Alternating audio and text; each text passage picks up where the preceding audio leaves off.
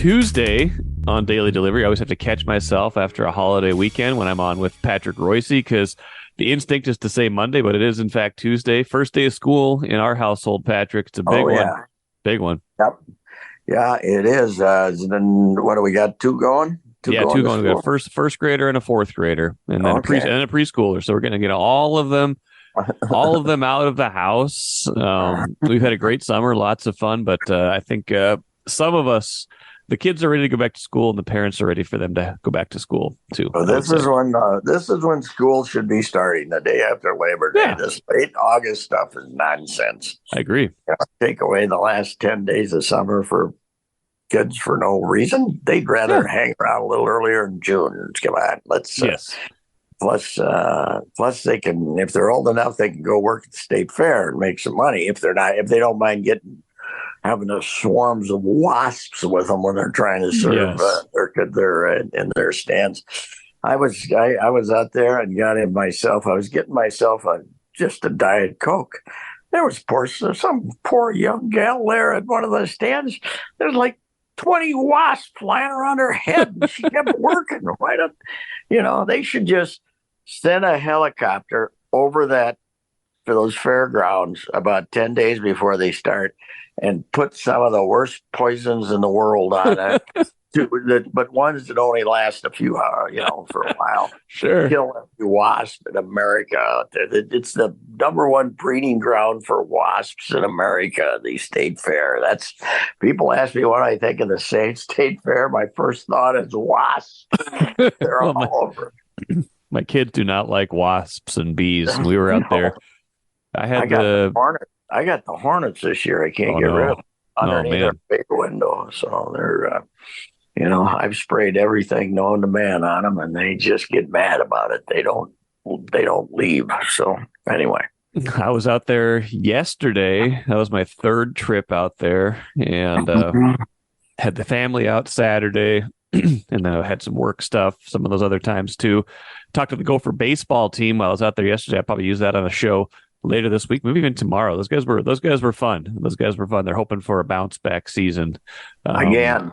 This is year 4 or 5 of a bounce back season. I'm surprised. They're confident. I'm surprised Anderson is back. I really am. I thought he'd go.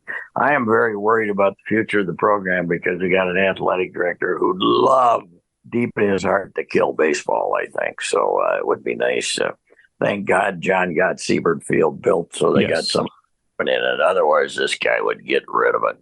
Hopefully, he'll be gone to the University of Washington or something, and we'll get somebody else in here. I heard a rumor that they lost their guy to Southern Cal, where he was playing football with Southern Cal, Coyle. So maybe he'll end up going to Washington, and we can get rid of him. But that's just my opinion. So yeah, well, it'll be interesting. I don't trust him. Yeah, I think that's, I think he's done a good job with a lot of hires, but he works so much behind the scenes, it's hard to know exactly what's going on, right? Well, I know they tried for a while to steal some of the money that Anderson was getting donated for baseball to put it into the new football complex. So anyway, that's a time for another subject. That's a time for another discussion about Coyle. I'm not a fan. But just because he doesn't see the big picture, he only sees the football picture, in my opinion. It's a lot of modern athletics. We'll get to football in a bit with the Gophers and the Vikings. Vikings start in 5 days. My goodness. Got to start with the Twins though, Patrick. So I missed yesterday's game. We were out at the pool, kind of getting the last vestiges of summer. So I get home and I'm looking at the score, and the first number I see is Cleveland 6. So I'm like, oh, that doesn't seem so good. And I see Minnesota 20 to 6. Another grand slam. It's Patrick. I got a few points to make on this, but the first one is it's hard for me to be cynical about this team when Royce Lewis keeps hitting big grand slams. I mean, he's been something else lately, and that was again one of the keys. When you score 20, I guess there's going to be a few big hits, but man, that was that got their lead back up to 6, and yeah, I guess if that was a statement, that was a big one. Yeah, I was watching. I saw that grand slam. He crunched that ball, man. He was sitting Yes. out. Giolito, was not real good with the White Sox, although he pitched good against the Twins. And then he Yeah, was brutal with the Angels. I know. Yesterday, he threw batting practice, and then actually they did bring in a batting practice pitcher for 6 innings. So that kind of made the game into a complete farce when they had this catcher lobbing them. But it's not bad to see a pitcher lob the ball up there for 1 inning. But Francona had the guy do it for 4. And hey, it got Joey Gallo straightened out though. He got a couple of hits. We now know that Joey can hit 55. So. 54, 55 miles an hour. He can get that bat around, catch up to it, hit a couple of home runs. But yeah, it was a slaughter. And first look at Giolito for the Cleveland fans, they must have been impressed. Wow, he gave up. They didn't let him stay 3 innings. They gave up 9. Yeah. Have you seen a guy have a chance to? Again, like you said, he didn't pitch all that badly in Chicago, and that's why he got traded to the Angels. But have you seen a guy have a chance to be a part of 3 failures in one season? With the White Sox were disappointed. White Sox are one of the 5 top failures of the year. The Angels, as soon as they made the trade, went in the tank. They're terrible. What a month for the Angels. They started losing all their games, and then they lost Ohtani. Yes. He blew out his elbow, and Trout's back on the injured list too. Yeah, the greatest thing in baseball history. Ohtani now all of a sudden is he might not get 60 million, he might get 20. Be a hitter, right. So anyway, that is a pretty distinctive thing for Ohtani. Lucas got to be really what's his? I can't remember. Giolito. Giolito, yeah. Anyway, he's been pathetic, and I really liked him a couple of years ago. Oh, yeah. He's pitched well against the Twins, but man, he's brutal. Now, I did like them getting those 2 relievers, but Twins win one of the next 2. It's pretty well done. I think so. Yeah, I would say so. The way they're swinging the bats, it might be done anyway. Yeah. They're driving me crazy, though. They are so reluctant to let this complete mess of a hitter, Joey Gallo, go that they still won't call up Kirilloff, even though they need a first baseman, and he's getting 3 hits a game. All right, it's ready to put it, but they're so protective of Giolito. I mean, not Giolito, of Gallo. Yeah, that they won't make the move that's so obvious that they should have made. That the guy was. I mean, Phil had the stat on since that 4-for-4 day. What was he like? The 1 for 35 with 24 strikeouts. Yeah, it's amazing. I mean, it's ungodly how rotten he is. And it's, they signed him after he had one of the most pathetic years in baseball, thinking some kind of turnaround was going to occur. He's terrible. Get rid of him. What the heck is the matter with you idiots? Sunk cost. It's sunk cost. That's what it is. They invested in him. And they think he's a nice guy and he's a competitor. And Is he good in the room? Is he good in the room? He's good in the room. He's terrible at the plate. That's what counts. He's good in the room, terrible at the plate. Get Kirilloff up there and get him at first base. If he's going to play, let him play. What a bunch of idiots. They drive me nuts.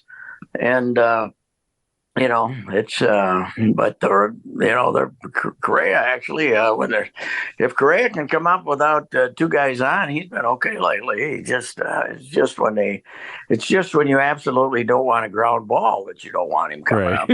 Right. Play, but 29 double plays. It's amazing. Even Harmon at his worst, when he hit a 1-hopper and couldn't run at all, that beat him. That beat Harmon's all-time record. So here's the concern, though. Long stretch here. Now, Joe Ryan pitched okay his last game, and he'll pitch Wednesday this week. We'll see if he's straightened out again. But you got Keuchel and Maeda as starters. Maeda's brutal. And Keuchel's not going to get it done. So you're down to Pablo and Sonny, basically. And the strength of this team all year doesn't look like a strength right now. So Bring back Bailey. What is the matter with them? Bring I back don't Bailey know. over. He's pitched. Right, He's thrown right. 140 innings this year. That's not excessive workload. No, they're going to give him one start there at the end of the apparently in with the Saints, and then Yeah. they'd bring him back. And I don't mind giving him a refresher, but Yeah. this idea that that's the idea that these two guys are going to get you anywhere after Right. in the postseason, Maeda and Keuchel is a joke. So I don't know, but they're hitting, and that took a long time, man. The biggest surprise to me is that Kepler now he's gotten some he's in a little bit of a slump if you just look at the raw numbers, but he's hitting the ball hard like he hasn't with consistent contact in a long time for about 6 weeks here. So that's really surprised me about his turnaround, because I thought he was well done.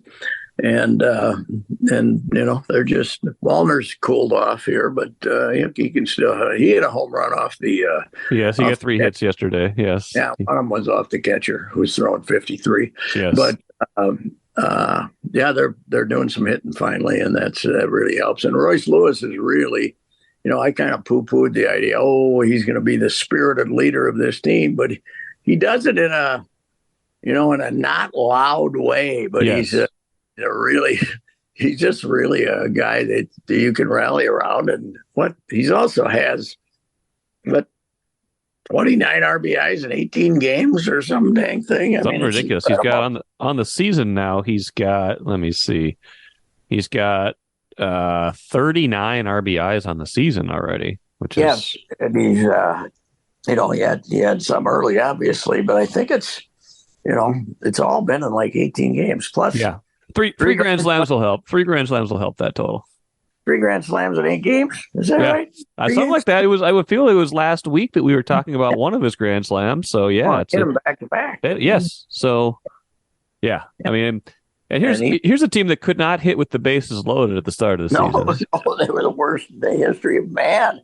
And I remember tweeting out, I'm saying, this is the only team you turn on the TV and say, I sure hope the bases are loaded. Here comes Royce. It's like, it's not hard, guys. Just hit it over the fence. It's not that hard. He's really I've talked to him 2-3 times in groups, and then he came over and talked to me in the dugout when I was just sitting there a couple of weeks ago, and he's a big personality in a non-arrogant way. It's not. He doesn't strut around or anything like that, but he's just a good guy, and he obviously loves baseball. So that's loves playing, loves the whole thing of it, and it's been a big lift. Plus, this team has been, we've talked about it a lot, so unpopular with the public. Yes, frustrations. Now you have a guy that everybody's excited about. Yes, so that's changed the whole image of the team almost all by himself here. So it's kind of what I was driving at the beginning. I was like, man, it's, you want to be, I think the temptation with this team, the default setting with this team for almost the whole season has been, well, they're winning. Yeah, but they're not hitting. Yeah, but look at how terrible the division is. There's not really any identity to this aside from they pitch pretty well. He's changed that, at least right now. He has changed that. He makes you look at this team in at least a slightly different way. And it's harder to be dismissive or cynical about a team when you've got a guy that you look at and say, okay, this is a potential kind of cornerstone type player who is doing the things he's doing right now. It's easier. I think it was easier for fans to be embracing a team like this when there's a Royce Lewis figure who's doing the things he's doing. No doubt about it. And I attempted about 10 days ago to pay some tribute to Correa because he's so good in the field. And, that guy, for all the bashing he gets and all the double plays, which are incredible, and not coming through in the clutch, he's missed 4 starts at shortstop or something like that. Supposedly bad foot. And he plays, and he's got 120 more at bats than anybody on the team. He's the new Polanco. Yeah, and somebody put that out there. I put that out there, and he says, "Yeah, but he's His some of his stats about he still leads the team in the RBIs and something He like does, that. yeah. Well, he's had 100 and some, and then somebody responded, "Well, he's had over 100 at bats more than anybody else." I said, "Yeah, that's good. Right. Let's not Twins fans complain about somebody playing too much. That's not been a problem with this team keeping. I think the other thing that's happened this week is they came to a conclusion on Buxton. He's not going to be back. I don't think. I was going If to he, ask you about that. Like I mean, they pulled him from that rehab yeah, start with the knee, but I mean, what are they? I mean, center field's kind of a mess now because Taylor's on the injured list. I guess they got Castro back. By the way, let's get back to Buxton in a second. Have you ever? I don't remember ever seeing a position player pitch in a win. no, think either. I don't think either. But when it's that bad, When no, it was 20-3. So I guess they felt the lead was pretty safe. yeah, they did, but I don't know if I think the Twins might be saying, if you're going to make a farce out of the game, Yeah. we can farce out of the game I too. was wondering that. Anyway, back to Buxton. I was going to ask you about that. Like it's getting late. It's September 5th. Like not a whole lot of time to come back. And if he can't play the field, like what's that's different. Like if they're trying to get him to play center, that's one thing. But coming in and DHing 4 times a week, no thanks right now. Based on the way he was hitting and the way that everybody else is hitting. Julian's too good a hitter to not available to play 70%. Let's say you face right-handers 70% of the time. And Buxton, of course, the bad thing is if you're playing him against lefties, he can't hit lefties. So right. Terrible against lefty. I don't think he's going to play. I think they had him go. I was over there that Wednesday night. They had him stand out there for 7 innings. He chased like 3 balls. He ran over, just got a routine fly ball. And then they hit one in the gap and he fielded it off the wall. But he never ran hard the whole time he was in center field. He now ran the bases a couple of times and ran the, fairly normal. But just doing that, and all of a sudden the knee is, and then he's going to DH 2 days later, and he's got tendonitis underneath that patella. That's not something that can be fixed. No, I don't know if he can, go to Germany and have some of those enrichment drugs or whatever that is put into his knee and go through something this winter. But I don't think he's coming back. I think he's. They're just feeding us the BS again about, this was expected. Right. Okay, thanks, Rocco. This was. we knew this was going to happen. If we knew this was going to happen, why did you put him down to DL for the rest of the season? It is a long-term problem that I don't know what they can do. I think that they have to find some world-renowned guy who can do some incredible therapy on a knee somewhere, or somehow see if I doubt if that contract was insured because he'd had so many. So they might just have to eat it, but just say, hey, go back to Georgia and do what you want to do, and if you ever feel good enough to play again, we'll send you down to Fort Myers for a couple of weeks and take a look. But I think it's pretty well over for him. I mean, that was the thing. I mean, I can't remember if it was last week or 2 weeks ago. I wrote about how they're finally not so reliant on Buxton this year. I mean, we'd seen those splits for the last 6-7 years where. They play like a 90-win team almost when he's in and play like a 70 or 75-win team when he's not in the lineup. And finally this year, this last month and a half, they've been pretty good without him. They've been hitting for sure without him. And so it's like, okay, finally they don't need to have him in there to be a good team. That's good short term, but man, long term, that's not good. Like the fact that you don't need Byron Buxton because he's a liability to a certain degree. And then he's got 5-6 years left on that contract still. That's a lot. 5 years, yeah. But he's, that's I keep saying that's the reason he took $100 million. That was not value if he's healthy. But the other thing we got to remember is everybody says, "Wow, this has been the way it's been." He played center field till early August, right? Last year, he played center field. He did a little DHing last year, but he was not like this. But no. there was a period when he had a month of playing that I kept saying they're 20% better everywhere when he plays. Yeah. They're in the field, but the pitching's 20% better because he's in center field, and because he improves the whole defense, and then he was good at the plate. I mean, he was striking out, but not like this. But the fact that he gets a spring training this year, he didn't play the last 2 months last year, and he gets a spring training this year, and they say he can't play in the field. That's telling you that the knee cannot be fixed. He had a surgery in the off season. I don't know what it was, just for some little relief, but.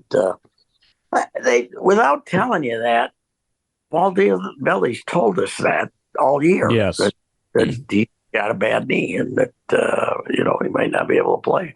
And it's when your whole game is speed, you can't say, "Boy, slow down, take it easy on the knee." Right. I mean, it's speed. So I think it's. I don't know, but I would the DH can't be the plan. Okay. No. Because he has proven that he can't be a DH because I think not being involved in the game.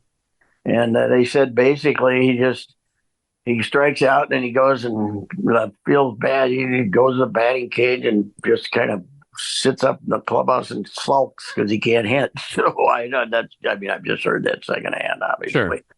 So, but he's, he wants to play in the outfield, and but he can't, and he can't DH. So what the hell? I don't know what they're going to do. Probably going to make the postseason this year. Again, like we said, if they win one of these next two against Cleveland, and even if they didn't, I'd still feel like they were in good shape. But win one of the next two, be up 6, be done with Cleveland, and have that really soft schedule down the stretch. Right? I think 13 of their last 16, or even most of these games. They got Tampa Bay left, but beyond that, I don't think they've got much. Tampa Bay and the Reds maybe, and everybody else is pretty bad. But man, I was just looking really quick when you were talking. Buxton he's only played 3 career postseason games because he missed those games in 19 because he was hurt. Right, he didn't get to play on the Bomba squad playoff teams. If he's limited, or if they don't make it back, or if he doesn't ever get back to the playoffs, 1 for 6 with 4 strikeouts is Byron Buxton's playoff legacy right now. That's just sad for all the talent, for all we've written about him over the years. And again, this is maybe premature, but they have to start thinking about a succession plan in center field. They have to, as long as he's been here, at least you've known who their center fielder is. I don't think they know that anymore. No, and I think some of us have discussed, right, because they have all these infielders, Royce Lewis playing center field. That's not going to happen. They got to keep him right where he is. Maybe Austin Martin. I don't know. He can run. They've been playing him at second base, but he can't hit with power. He's kind of a ping hitter, but he's supposed to be a great athlete. I would think that he'd be a guy they want to look at in the fall league this year to see if they can turn him into a center fielder. Was the guy they just drafted an outfielder too? I can't remember. Yeah, he has Walker Jenkins, but that's a high schooler. That's way down the road, right? 3 years, although there people are talking about him. Hey, he's one of the top 10 prospects in baseball, blah, blah, blah. Well, we'll find out. But he's supposed to be a great athlete. So, got to find a spot for Brooks Lee, too. Where's he going to play? Yeah, that's going to be interesting. I think he'll end up playing second base, which I don't know what that means for Jorge. So they're going to have to extend Jorge, though, at least, if they think Brooks Lee's their second baseman, then they're going to have to try to get something for Jorge, don't you think? Yeah, I do. You can't give him away as cheap as it's only about $11 or $12 million to extend him, I think. So yeah, same with Max. Max was a candidate for. Got to keep him now, don't you? Max will be your right fielder next year. Yeah. MGM Wine and Spirits is the choice for savings, service, and a great selection of spirits, pre-mixed cocktails, wines, and of course, ice-cold beers and hard seltzers. With over 30 locations throughout the Twin Cities and beyond, there's an MGM near you. Head to mgmwineandspirits.com to find a convenient location in your area. Get social. Follow MGM on Facebook and Instagram for all the latest news and trends. Make great moments with MGM Wine and Spirits, your locally owned and operated choice for over 50 years. Save time, save money. Shop MGM. Let's move on. Let's talk a little Vikings, Patrick, because like I said, season starts in 5 days now. It's kind of a soft open, I would say, when you get to play Tampa Bay, even though that's a division winner, asterisk, last year ago. I think they were 8-9. They win the division, but no Tom Brady to Baker Mayfield. I think that's maybe a downgrade a little bit at quarterback. Although I don't think, Brady wasn't great last year, but he was maybe the all-time greatest quarterback. So you're going from that to Baker Mayfield this year. You get to open at home. You got to, kind of bank that win. But I still don't quite know what to make of this team. I put in my prediction. I think I said 9-8 in my official Star Tribune prediction. Didn't go gloom and doom last year when I picked them to go 7-10 and was basically no chance of that happening by the midpoint of the season. What do you make it? What do you make of this team? Because it's just some unknowns, and last year even muddies the picture because of how they won so many times. I believe that they have the same advantage the Twins do. They are playing in a pathetic division, and not as bad as the AL Central, but certainly in the same category as far as NFL divisions are concerned. They get to play those mutts 6 times. The Packers are mediocre. The Bears are awful, and the Lions are overrated. Should I go 5-1? I guess I think they're going to go 10-7 and win the division by 2 games and something like that. Maybe even 11-6. So I presumably the defense will have to be better because they're not going to go out and say, okay, we got this big area in the middle of the field here where you can throw all the completions you want to. We're fine with that, like the Ed Donatel approach. So. I didn't like the umbrella from the first time I saw it fishing game last year. And, that proved creative. This guy's going to go after the quarterbacks. That's the only way you can play defense, I think. You're only, in the way the modern rules are in the NFL, the only way you can succeed defensively is to pressure the quarterback, I think, is to be in his lap as often as you can. Now, maybe they won't be able to do that, but they're at least going to try this year. Yes. And that's and hey, you do get to open with Baker Mayfield, who managed to talk his way out of Cleveland. He was going to take him to the Super Bowl, and he couldn't take him down the block, as it turned out. So he's, how Tampa almost ended up with him by default, right? They couldn't get anybody else. Right. When the quarterback carousel ended, they ended up getting stuck with him. So that's an opening win, and they might look pretty good. Went in their opener, and then we'll see. Go to Philadelphia. This is a good time to play Philadelphia, I think, right? Early, because Philadelphia kind of messes around, and then they get their act together. Now they'll come after the quarterback and knock Kirk around a little bit, but they're. I do say I've kept saying, and you mentioned it, that they owe the football gods 3 games from. They do. They do. I mean, they're not going to be as lucky as they were last year. That's for sure. That's the new NFL, though. About 70% of the games, there's 2 minutes left, and you don't know who's going to win. That's why it's so popular. And so they'll be in those games again, and we'll see if they got the tight end happy now. They paid him, and the receiving core should be good if the rookie is, a good underneath receiver like everybody thinks he is, and he doesn't end up in prison for going 400 miles an hour and killing somebody. But anyway, it's, I think there's reason to expect him to be in the playoffs again this year. Yeah, I think that's fair. I think top 7 get in now, Yeah. 7 out of 16 get in, so.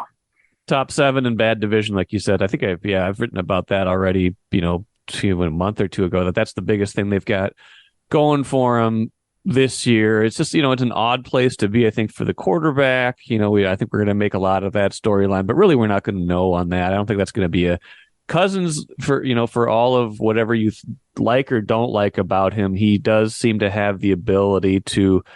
He's been through this with Washington. He can kind of compartmentalize. Doesn't really bother him to be in a contract year. He's not going to be negative about it. And I think there's still a decent chance he winds up here in 2024, don't you? What is he going to be, 36 by then? Yeah, 36. So, yeah, there is. I mean, there's no successor yet. I don't think they like the 25-year-old from BYU as so far, but they're not going to declare him to be their quarterback. So, and the only way you get a future quarterback now is to be terrible, right? or get lucky and draft your guy if you think it's last pick of the draft, like Brock Purdy. Although I think the 49ers have put an awful lot of confidence in 5 Brock Purdy starts from last year. And to me, that they're not that confident. They just don't have any other option. And Trey Lance was they have realized that they made one of the worst trades in the history of the NFL, and time to move on. The guy's got the long arm swing when he throws the ball. I think he also has the problem of throwing the ball, Trey Lance, where the receiver is at the moment rather than where he's going. Doesn't lead him enough, yeah.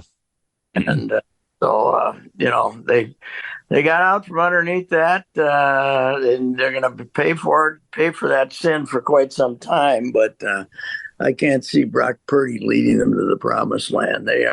They have screwed up a really good football team here, San Francisco, with their quarterback idiocy. So that's another thing. But they're not. They're really good defensively. They got a lot of athletes, but anyway, I don't know. It's football is such a crapshoot right now because, as I said, all the games are, get down 2 minutes to go. Who's going to win? So yeah, it's how quite popular. I think the Vikings they'll be okay. They'll be 10-7, something like that.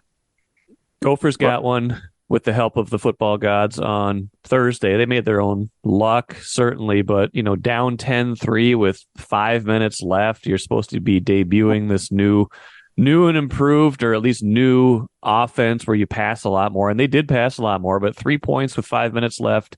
That was not looking good, but then they get the fumble, the recovery, the amazing catch by Daniel Jackson, an interception, and then, of course, the big kick, and they win 13-10 against Nebraska. It was not really – it had plenty of drama. I was into that game in the fourth quarter, did not have a lot of aesthetically pleasing moments for at least the first 3 quarters, but it did have its moments at the end. Don't know quite what to make of this team. Might be a team that gets better as the year goes on because they are still breaking in a lot of new guys, but that was one that would have been I don't know if this is a case of it being as much of a good win, which I guess in the end it was, as much as it was avoiding a bad loss. Yeah, it would have been. To me, watching that game, I was astounded that they could be ahead only 3-0 in the first half. They moved the ball. They had a lot of, opportunities, and they had the ball most of the first half, and it was only 3-0. I said, "What is this? Why?" And Fleck's 2 things about Fleck: his teams have a tendency to get better as the year progresses, which is good, but he also has an ability to do things offensively that allow you to play down to the opposition and give them a chance to beat you. Yeah, and. The Iowa game last year, to me, is example A. Yes. Oh, yeah, for sure. Iowa comes in with the worst offense in the history of man and the best defense. And instead of trying to get the game moving a little bit and make Iowa try to do something, you wanted Iowa to have the ball and right. get the game moving, score some points, and don't play this boring football that Abraham carried 40 sometimes that game, right? Yeah, and a whole bunch in a row before he fumbled on that last drive. play down to the opposition and not take any chances. And I don't know. I know Chip, who knows a lot more college football than me, is all in on this young quarterback, but I didn't see this. Certainly he had, from the start of the second half until the last drive, he was pretty bad the second half. But there's obviously more athletic talent there than they've had with Tanner Morgan for the last 14, 15 years, whatever. It's hard to say, but I would think that, you got Eastern Michigan coming to town. You can work on getting, a more explosive type of approach to offense and, get the game moving a little bit. They obviously Joe Rossi's defense won another one for him. The only touchdown was a double dribble and right. If the quarterback didn't drop that pass, I don't think the defensive back would have left the receiver, and they wouldn't have scored. So, defensively, it was another wonderful performance. And the forced fumble was a great play by that Walleye punching the ball out. Although they said on the telecast, that this guy that fumbled, gotten benched in spring ball. And spring ball, and then early in the schedule for fumbling too much, So Matt Rule's got one of these don't fumble, the same thing. The ball is the game, right? And what's he doing on the field? That's a good question. 5 minutes left, trying to protect a touchdown lead on the road in the opener at midfield. You want the old guy with the two arms around the ball running with his head down, don't you? Yes. Yeah, that was kind of stupid. But if you're a Nebraska fan, you're really, it's incredible the number of they've lost. It's 2-14 in one score games since the start of the 2021 season. Yeah, they just figure out a way to not the Nebraska. Well, back when they were great, they had about one score game. The only one score game was they played Oklahoma. Yes. So, they don't experience in one score games. they beat the Gophers in a 10-score game. Yes, they did. I was there. It was one of the great events ever. 21, 21, 21, and 21 they had. I didn't realize it was 21s across the board. The board. But, they keep thinking it's going to happen again down there, but I don't think it ever will. There's too many other teams cheating. It's like Clemson, like watching Clemson last night. Poor Dabo. Dabo was paying better than anybody in the country. Now everybody's paying the same. How about that loss? They got all these 4 and 5 stars. And Duke beats them bloody 27. It's incredible. He's a guy that's easy to root against too, Dabo. So anyway, I don't know. College football is. The length of the game. The funny thing is, hey, we're going to make the game shorter. We're not going to, stop the clock. On the first downs. Yeah. So then what we're going to do is add 2 more minutes to every ad break and make that 25 minutes again. It's amazing. Game was still almost 4 hours, wasn't it? I think so. Yeah, these games last a while. But now, with all the money ESPN and Fox and these people are going to be thrown to these leagues, it's only going to get worse for the ads, on the breaks. And it's I got a real hard time with college football. But hey, you get to open with I've been saying all along the whole season was determined by the outcome of that Nebraska game. Yes. So I think they'll be okay now. Illinois looks like they have no offense. So, they had to fight to beat somebody 30-28, some Toledo or somebody. So I think the West has still got a chance to be pretty loud. Purdue's terrible. And I think the West has got a chance to be. This last year, the West, you got a chance to be terrible. Wisconsin's not that good. This game, they could still win it. They could win the West. This is better get it now. Get it now before it all. We don't even know what it's going to look like. No idea. We just know it's going to be harder, I think. Who are you going to play? One year you get UCLA and Southern Cal, and next year you get Purdue and Northwestern. I don't know how it works. So Yeah, you can see some teams every 6 years or something. It's going to be something else, but they'll get that TV money though. They'll be flying cross country, and that's true. Yeah. So we got our state amateur baseball champions are Maple Lake, which won for the fourth time ever, the first time since 2012 in Class C, and Air Freight Limited. Now I had to figure out who they are. They're the company's out of Bloomington, but basically they're a bunch of St. Thomas athletes. Okay. Now, current St. Thomas guys, but more former St. Thomas guys, and they've been together here for a while. And they won what's now the combined A and Old B. Right. They beat Shakopee, which was an old time B team in the championship game on Sunday.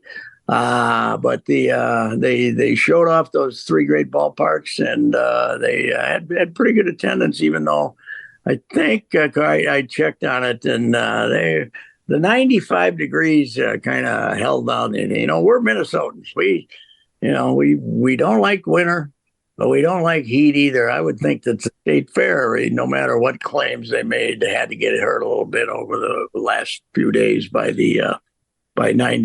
hot as it's been too. Yeah. So yeah, I don't know. You were there Saturday though. Was it a mob or not? It was, yeah. And Saturday we kind of got lucky in that there was a lot of cloud cover that day. So the 93, 94, whatever it was that day didn't feel quite as bad. But yeah, and we were there more like, afternoon into the early evening, and we kind of, when you're out in the heat for so long, and then it's like it cools down to 90 by 7 p.m. You kind of talk yourself into, it doesn't feel so bad out here anymore. So bad. Yeah, I had a regular radio show. I was out there 9 times a year for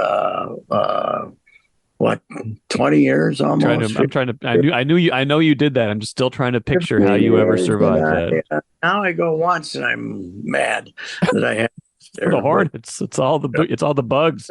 Bugs, the wasps. It's wasp central. Bomb them. Let's bring in, in fact, napalm. Like, you bring in the same stuff we used in Vietnam and get rid of those damn things. It's unbelievable. Poor 16-year-old nice girls getting ready to go back to school, and they biting wasp while they're trying to give you a Coke. All righty, sir. Well, I'm sure next week we'll have plenty to talk about, including the first Vikings game of the year. Until then, Patrick, have a great week. We'll see you then. And we'll be very happy. So yeah, I think so too.